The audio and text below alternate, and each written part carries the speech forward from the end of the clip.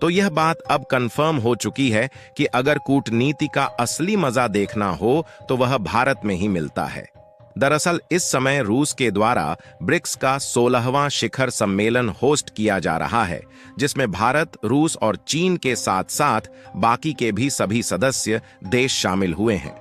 और America, Japan जैसे सभी पश्चिमी देशों के साथ साथ बाकी के भी अन्य देशों का ध्यान केवल रूस के द्वारा कंडक्ट कराई जा रही इसी समिट की ओर टिका हुआ है। लेकिन इसी बीच खबर निकल कर आ रही है कि जिस समय प्रधानमंत्री नरेंद्र मोदी जी रूस के दौरे पर गए हुए हैं, इस समय रूस के द्वारा भेजी गई साइलेंट किलर सबमरीन की एंट्री भारत में हो चुकी है। जी हां दोस्तों, रिपोर्ट में बताया जा रहा है कि रूस की इस पनडुब्बी का नाम उफा है और यह 22 अक्टूबर को ही कोच्चि बंदरगाह पर पहुंची है और वहीं पर भारतीय नेवी के अफसरों ने उसका स्वागत भी किया। और सबसे बड़ी बात यह है कि यह पनडुब्बी कोई ऐसी वैसी नहीं है, बल्कि यह ऐसी सबमरीन है जिसे अमेरिका जैसे देश भी डरते हैं। और इसीलिए सवाल खड़ा होने लगा कि आखिरकार रूस ने ऐसे समय भारत में अपनी पनडुब्बी को क्यों भेजा है। फिलहाल इसको तो इस वीडियो में आपको हम बताएंगे ही, साथ ही हम यह बताने वाले हैं कि रूस और भारत आगे चलकर कौन कौन से कारनामे करने वाले हैं। लेकिन आगे बढ़ने से पहले इस वीडियो को लाइक करके चैनल को सब्सक्राइब जरूर कर लीजिए, क्योंकि आपके लिए 1 सेकंड का काम है, लेकिन इससे हमारी काफी बड़ी मदद होती है।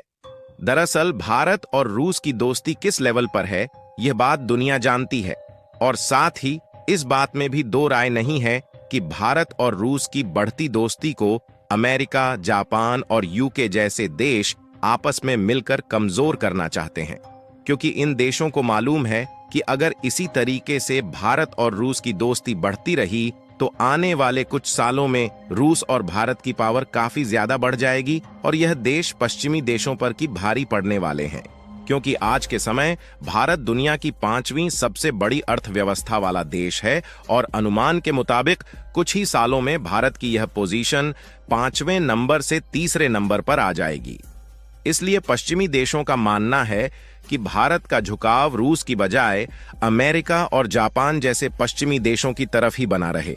हालांकि भारत भी पश्चिमी देशों के साथ एक बहुत बड़े लेवल पर व्यापार करता है और भारत भी इससे दूरियां नहीं बनाना चाहता।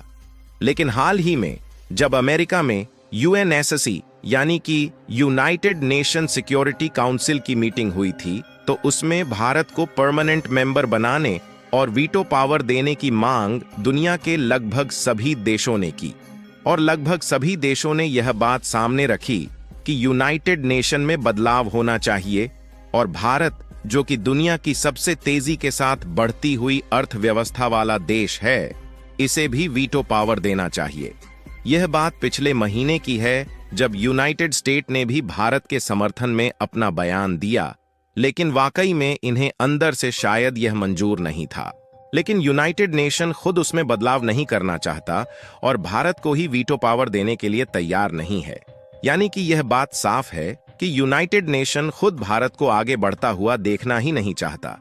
लेकिन अब जब रूस के द्वारा ब्रिक्स की समिट हर बार की अपेक्षा इस बार बेहतरीन तरीके से कराई जा रही है, तो पश्चिमी देशों को अंदर से मिर्ची लग रही है। और इस बात को हम खुद नहीं कह रहे हैं, बल्कि इसका दावा ऑलरेडी कई रिपोर्ट में किया जा चुका है।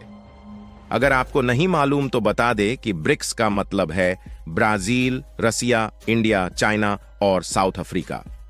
ब्रिक्स जैसे मजबूत संगठन को बनाने का सपना भारत और रूस ने साल 2009 में देखा था और उसी समय रूस और भारत के साथ इस संगठन में ब्राजील, चीन और साउथ अफ्रीका को भी शामिल किया गया, क्योंकि यह देश तेजी के साथ अपनी अर्थव्यवस्था को विकसित कर रहे थे। वैसे तो ब्रिक्स जैसे संगठन को मजबूत बनाने और आगे बढ़ाने की जिम्मेदारी रूस ने ले रखी थी, क्योंकि रूस पहले का सुपर पावर हुआ करता था और विकासशील देशों की ताकत को बाकी के देशों ने नहीं समझा, तो उसे रूस ने समझा और यहीं पर भारत के साथ साथ बाकी के तीनों विकासशील देशों को ब्रिक्स जैसा संगठन मिला, जिसके बलबूते आगे बढ़ सकते थे। उस समय कहा जाता था कि विकासशील देशों का संगठन विकसित देशों पर भारी पड़ेगा और आज उसका परिणाम आपके सामने है।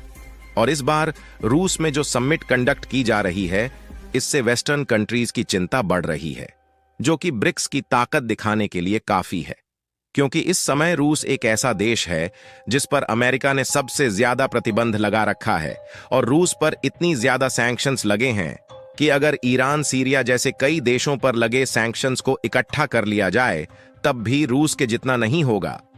और हैरान करने वाली बात यह है कि इस समय मैप में जो आपको रेड कलर से हाईलाइटेड कंट्री दिख रही है, ये पांचों तो ब्रिक्स के पुराने मेंबर हैं, लेकिन जो ग्रीन कलर में देश दिखाई दे रहे हैं ये ब्रिक्स में पिछले साल शामिल हुए हैं, और बाकी के जो येलो कलर वाले कंट्रीज दिखाई दे रहे हैं इन सब ने अप्लाई किया है कि हमें भी ब्रिक्स का मेंबर बना लो। यानी कि सिर्फ भारत, रूस और चीन ने मिलकर 5 देशों के साथ इसकी शुरुआत किया था, लेकिन आज दुनिया के ज्यादातर देश ब्रिक्स में शामिल होने के लिए पागल है। और जो पश्चिमी देशों को सबसे ज्यादा हैरान करने वाली बात है वह यह है कि तुर्की, जो कि अभी तक अमेरिका के द्वारा संचालित किए जा रहे नाटो जैसे बड़े संगठन का मेंबर था, वह भी ब्रिक्स में शामिल होना चाहता है। और तुर्की के खलीफा भी इस बार ब्रिक्स की मीटिंग ज्वाइन करने के लिए हाथ फैलाए रूस पहुंच चुके हैं। लेकिन इन सबसे भी ज्यादा चौंकाने वाली खबर यह है कि जिस समय पीएम मोदी और बाकी के ब्रिक्स के सदस्य देश रूस में मीटिंग कर रहे हैं, इस समय रूस के द्वारा भारत में भेजी गई सबमरीन के पहुंचने की खबर आती है। बताया जा रहा है कि यह एक साइलेंट किलर सबमरीन है जिससे अमेरिका जैसे देश भी डरते हैं, क्योंकि इसका सामना अमेरिका जैसे देशों के बड़े बड़े डिफेंस हथियार भी नहीं कर पाते। वैसे देखा जाए तो इसके पहले भी अगस्त के महीने में रूस के युद्धपोत कुछ मिशन के लिए भारत में आए हुए थे, लेकिन इस बार जो सबमरीन की डॉकिंग हुई है वह ऐसे समय हुई है जिस समय इंडिया के प्राइम मिनिस्टर व्लादिमीर पुतिन से मुलाकात कर रहे हैं। इसीलिए इस खबर ने दुनिया के सामने एक नया सवाल खड़ा कर दिया है कि आखिरकार रूस ने भारत में सबमरीन क्यों भेजा है। तो आपको बता दें कि इस बात की जानकारी का खुलासा एक्स पर की गई एक पोस्ट द्वारा मिला, जिसमें यह बताया जा रहा है कि दोनों देशों के बीच समुद्री क्षेत्र की रक्षा को बढ़ाने के लिए सहयोग अभी भी जारी है, और उसी के मकसद से यह सबमरीन रूस से भारत आया है। यानी कि एक तरफ जहां चीन ब्रिक्स संगठन में शामिल हुआ है, वहीं हिंद महासागर में चीन के बढ़ते वर्चस्व से बचने के लिए रूस भारत का साथ दे रहा है, और दोनों देश मिलकर हिंद प्रशांत क्षेत्र की रक्षा और भी मजबूत करने वाले हैं। और अगर दुनिया की सबसे ताकतवर सबमरीन भारत की रक्षा में सहयोग कर रही है, तो जाहिर सी बात है कि हिंद प्रशांत क्षेत्र में चीन की उछल कूद पानी में मिलने वाली है। फिलहाल रूस की मदद से भारत और चीन के बीच में भी रिश्ते धीरे धीरे मजबूत हो रहे हैं और दुश्मनी खत्म हो रही है। उसके बारे में आप क्या कहना चाहेंगे? अपनी राय कमेंट में जरूर बताएं, और इस वीडियो को एक लाइक करके अपने मित्रों तक शेयर जरूर करें ताकि उन्हें भी जानकारी मिल सके। इसी तरह ये वीडियो अच्छी लगी हो तो हमारे YouTube चैनल अभी ऑफिशियल न्यूज को लाइक और सब्सक्राइब करें। वीडियो पसंद आई हो तो कमेंट बॉक्स में जय हिंद जय भारत लिखें।